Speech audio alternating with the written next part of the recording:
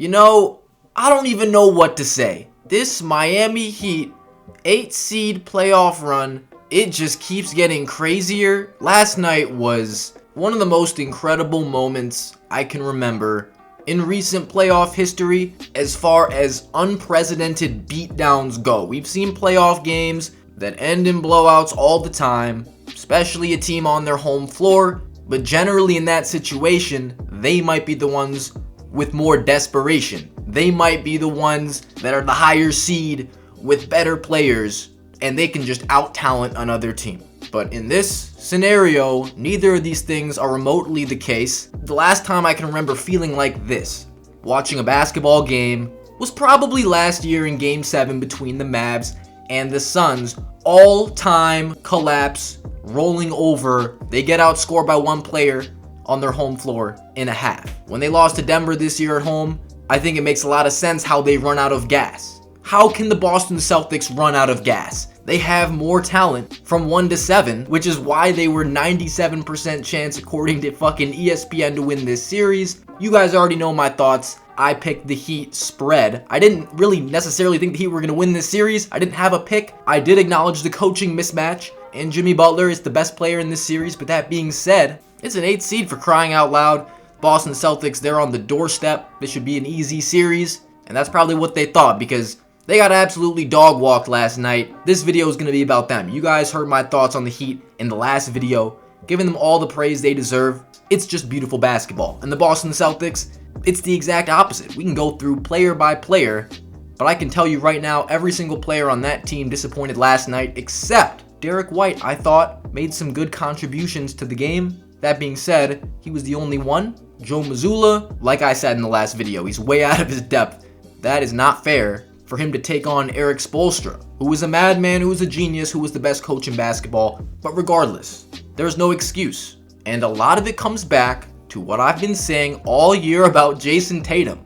I'm going to beat the dead horse, but before I do it, let me just admit where I was wrong. I was wrong about Jaylen Brown being on the same level, or at least like a comparable level to Jason Tatum. He played better last year in the finals, and just generally down the stretch of the season. And Tatum was the one who got put in a jail cell in the NBA Finals, but we're seeing this guy getting swarmed. 2 flameouts in the fourth quarter. They press this guy, he doesn't know what to do. He gets sped up, he's not ready. And then last game, just a complete no-show. And that doesn't just go for him, it goes for the whole team, but you are the leader of the team, you are the best player. As far as responsibility goes, you take the most of it on your team. Even more than your coach, who is 34 years old and a rookie head coach. We don't expect him to just outwit Erik Spoelstra.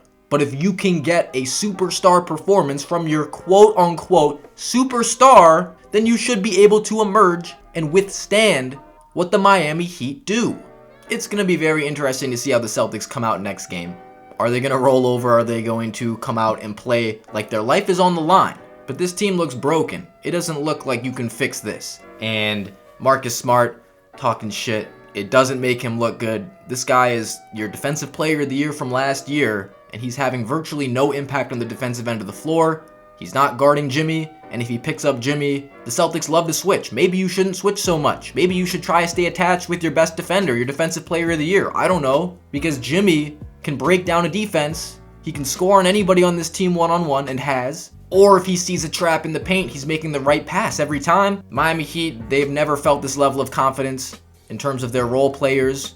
Bam only needs to score 13. Jimmy only had 16 last night. Malcolm Brogdon, another guy that just completely disappeared. Al Horford finally hit a couple threes. See how much that mattered, right? I don't know what else the Celtics can do. You gotta go back to the drawing board. Just try to make it look respectable in Game 4. I really don't honestly see how this team can come out after that performance. Are they gonna fire Joe Mazzulla? It's really funny. We're seeing this trend of coaches being fired here and there every other day. Joe Mazzulla is a rookie head coach, the interim, until that tag was removed because this team was doing so well, and it seemed like Ime wasn't really the reason this team was so good or whatever. But Joe Mazzulla's shirt certainly isn't, and maybe you got to give him room to grow, but this has not been very reassuring. This has been a complete disaster in a series the Celtics were completely favored in, and I really wonder if they break the team up. I mean, this might be it. This might be the last dance for the Boston Celtics. Jaylen Brown is even going to be there next year. Boy, he's playing right now. It doesn't seem like it, and I know a lot of people were speculating throughout the year about his comments towards the city of Boston, and does he just want to be a number 2? I'll tell you what, I don't know how many teams are going to want him to be their number 1 after this series, because this has definitely been the worst I've seen him play in a series, period. But these guys look completely outclassed, mentally defeated. So it's hard to really believe that they can try to make this series at least look respectable. You got to wear your pride on your sleeve, play like it's your last game of your life, and I'm sure that we'll see some level of desperation, but it's just amazing how Celtics get down 1-0, Celtics get down 2-0. Why are you guys still coming out flat? Where is the energy? Where is the urgency? They're just playing so cool, and they're hunting 3-point shots. They're just driving and kicking. They're not putting enough pressure on the rim, and it's so predictable.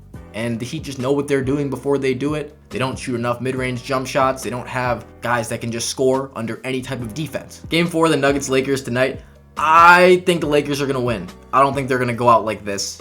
Nuggets will wrap it up in 5. LeBron, where are you at? We need 25 points. That's what his line is literally at, 24.5 today. Can't imagine he doesn't hit that in potentially his last game of the season. He hasn't had the impact in this series that we thought he definitely would, being LeBron James and all. Regardless of his age, regardless of his physical condition at this present point in time. So that's going to do it. I'm out. Peace.